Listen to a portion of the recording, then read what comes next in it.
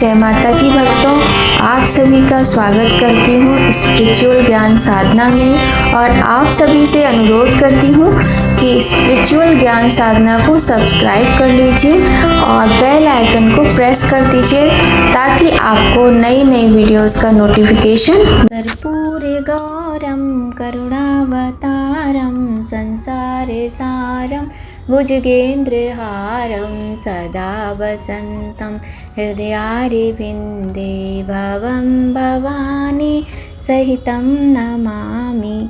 जय माता की, राधे राधे, हर हर महादेव। कैसे हैं आप सभी लोग?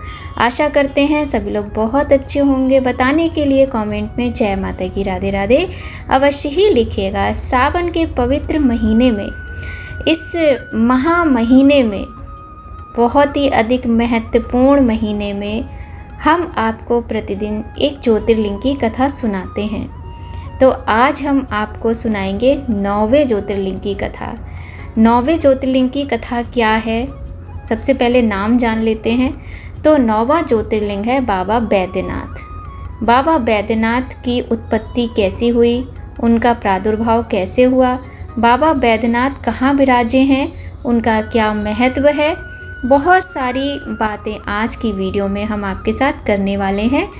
तो आप सभी से सबसे पहले निवेदन करते हैं कि यदि आपने चैनल को अभी तक सब्सक्राइब नहीं किया है या फिर आप पहली बार चैनल पर आए हैं तो चैनल को सब्सक्राइब कर लीजिए, बेल आइकन को प्रेस कर दीजिए ताकि आपको महत्वपूर्ण वीडियोस का नोटिफिकेशन समय पर मिलता रहे और आप बहुत ही सुंदर सुंदर कथाएं सुनते रहें। और यहाँ पर हम आपको आज बाबा बैद्यनाथ ज्योतिर्लिंग की कथा सुनाने वाले हैं। तो अगर आपको कथा थोड़ी भी अच्छी लगे तो एक लाइक अवश्य कर दीजिएगा, ठीक है? तो चलिए प्रारंभ करते हैं बाबा बैद्यनाथ की पौराणिक अद्भुत अलौकिक कथा। सबसे पहले गणेश जी का ध्यान करते हैं। बोलिए गणेश भगवान की जय, गौरी शंकर भगवान की जय, लक्ष्मी नारायण भगवान की जय, बाबा बैद्यनाथ की जय, बम बम भोले। 12 ज्योतिर्लिंगों में से 9वां ज्योतिर्लिंग बैद्यनाथ हैं जो झारखंड के देवघर नामक स्थान पर स्थित हैं। इनसे जुड़ी हुई कथा शिव पुराण के कोटि रुद्र संहिता में वर्णित है। इस ज्योतिर्लिंग के स्थान विवादास्पद हैं। पहला देवघर झारखंड, दूसरा परली महाराष्ट्र और तीसरा बैजनाथ हिमाचल प्रदेश को बताया गया है। 12 ज्योतिर्लिंगों के अनुसार यह ज्योतिर्लिंग महाराष्ट्र के परली में स्थित है। शिव पुराण के अनुसार यह ज्योतिर्लिंग सीता भूमि के पास बताया गया है। यह स्थान 51 शक्तिपीठों में से एक है। यहाँ देवी सती का हृदय गिरा था, इसीलिए इस स्थान को हार्दपीठ भी कहा जाता है। तो विवादास्पद स्थान है बाबा के, हमने जान लिया। तो चलिए अब हम कथा प्रारंभ करते हैं बाबा बैद्यनाथ की। बाबा बैद्यनाथ ज्योतिर्लिंग की कथा इस प्रकार है। राक्षस राज रावण, आप सभी जानते होंगे ना रावण को। रावण कौन था? रावण परम ज्ञानी था, रावण महाविद्वान था, रावण महाब्राह्मण था और रावण ऋषि विशर्वा का पुत्र था। लेकिन उसकी माँ राक्षसी थी, कैकसी, और इसीलिए रावण के अंदर राक्षसी गुण आए हुए थे। छल से कैकसी ने ऋषि विशर्वा के साथ विवाह किया था, जिससे रावण और रावण के अन्य भाई भी उत्पन्न हुए। किंतु हम यहाँ पर बैद्यनाथ ज्योतिर्लिंग की कथा सुना रहे हैं तो रावण की ही कथा है, वही सुनाएंगे। राक्षस रावण कैलाश पर्वत पर भगवान शिव जी की आराधना कर रहा था, परंतु कई वर्षों तक तप करने के बाद भी जब महादेव प्रसन्न नहीं हुए तब रावण ने शिवजी को प्रसन्न करने के लिए एक दूसरा तप शुरू किया। इस तप से भी महादेव जी प्रसन्न नहीं हुए। तब रावण ने अपने मस्तिष्क की, अपने सिर की एक एक करके आहुति देना शुरू कर दिया। ऐसा करते करते रावण ने अपने 9 सिर काट डाले। जब रावण अपना आखिरी सिर काटने जा रहा था तब महादेव जी उसके सामने प्रकट हुए। उन्होंने रावण के सिरों को यथावत कर दिया और प्रसन्न होते हुए वर मांगने के लिए कहा। रावण ने शिवजी से सबसे बलशाली होने का वर मांगा। शिवजी ने उसे उसकी इच्छा अनुसार प्रदान कर दिया वर। अब रावण हो गया सर्वशक्तिशाली। रावण अत्यंत प्रसन्न हुआ और शिव जी के सम्मुख नतमस्तक हुआ बोला कि आप मेरे साथ लंका चलिए। रावण के ऐसे वचन सुनकर शिव जी अत्यंत संकट में पड़ गए। बोले कि हे दशानन, तुम मेरे इस लिंग को लंका ले जाओ, लेकिन याद रखना यदि इस लिंग को किसी बीच स्थान पर तुम रखोगे तो वह वहीं स्थित हो जाएगा, किंतु मैं तुम्हारे साथ नहीं जा सकता। ऐसा सुनकर रावण प्रसन्न हुआ और लंका की ओर चल दिया। शिव जी की माया से रावण को बीच रास्ते में ही मूत्र उत्सर्जन की इच्छा हुई, लेकिन रावण सामर्थ्यशाली था, किंतु वह अपने लघु शंका के वेग को रोक नहीं पा रहा था। उसी समय एक बैजू नाम का ग्वाला वहाँ से निकल रहा था। तब रावण ने उससे विनम्र अनुरोध किया और शिवलिंग पकड़ने को कहा। ऐसा कहा जाता है कि वह ग्वाला भगवान विष्णु ही थे, लेकिन वह ग्वाला शिवलिंग के भार को ज़्यादा देर तक सह न सका और पृथ्वी पर रख दिया। फिर वह शिवलिंग सदा के लिए वहीं स्थित हो गया। इस स्थान को अनेकों नाम से जाना जाता है। हृदयपीठ, रावणेश्वर कानन, रणखंड, हरितिकी वन, चिताभूमि आदि।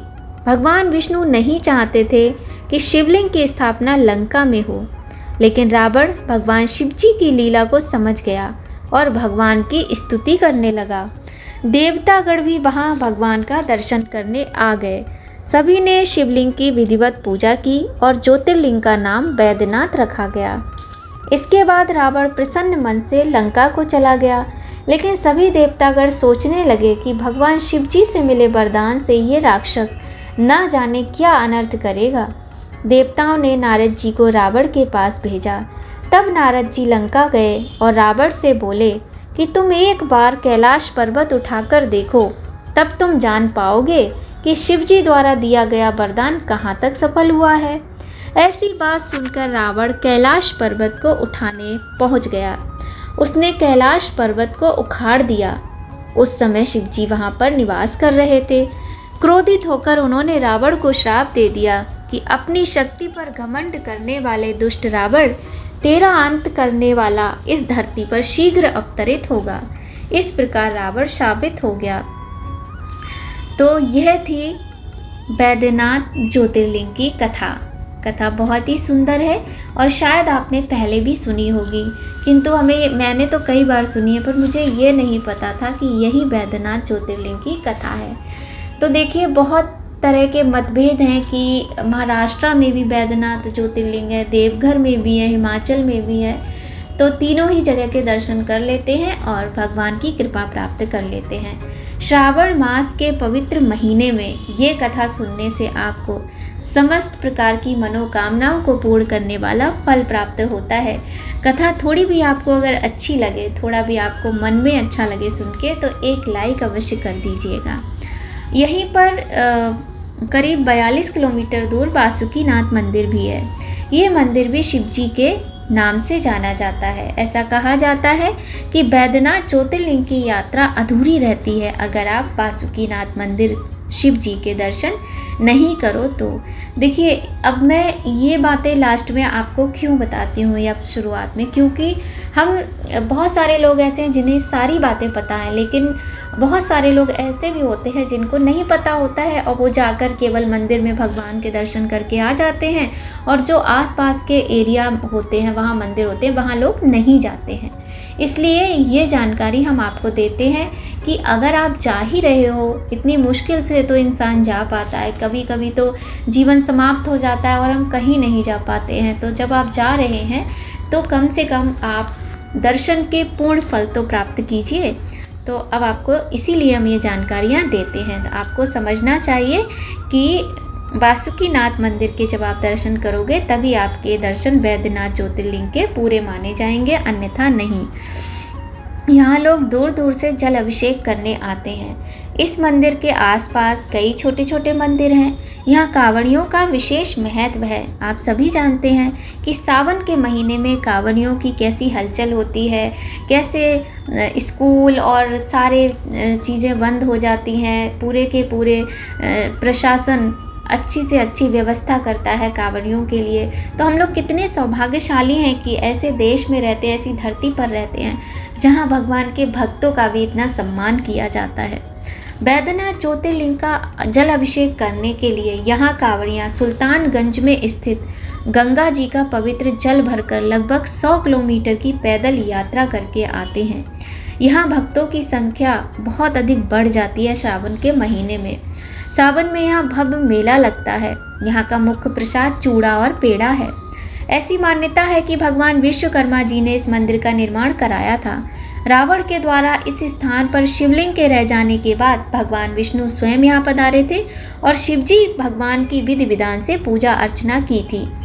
तब शिव भगवान ने विष्णु जी से मंदिर निर्माण की बात कही थी। तब भगवान विष्णु जी के आदेश अनुसार विश्वकर्मा जी ने मंदिर का निर्माण कराया था। इस शिवलिंग के दर्शन के लिए आने वाले भक्तों की सभी मनोकामनाएं पूर्ण होती हैं, इसीलिए इसे कामना लिंग भी कहते हैं। वास्तव में इस ज्योतिर्लिंग के दर्शन से भक्तों को उत्तम फल की प्राप्ति होती है। बहुत ही सुंदर कथा है और मैं तो कहती हूँ भोले बाबा मुझे जल्दी बुलाना बैद्यनाथ बाबा के दर्शन करने के लिए। तो भगवान ऐसी कृपा करें कि हम भी भगवान के दर्शन करने चाहें। आप में से किस किस ने बैद्यनाथ बाबा के दर्शन किए हैं?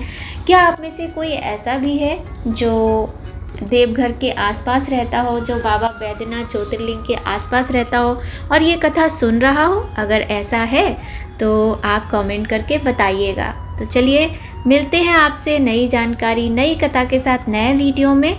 और आज की कथा का यहीं पर समापन करते हैं।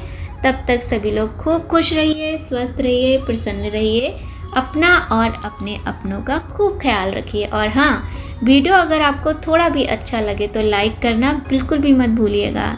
जय माता की, राधे राधे, हर हर महादेव कमेंट में लिखिएगा। और अगर लगे आपको कि वीडियो अच्छा है, जानकारी अच्छी है और लोगों को भी पता होनी चाहिए, तो आप शेयर भी कर दीजिएगा। ठीक है, तो चलिए मिलते हैं आपसे बहुत जल्द। जय माता की, राधे राधे, हर हर महादेव, जय बाबा बैद्यनाथ।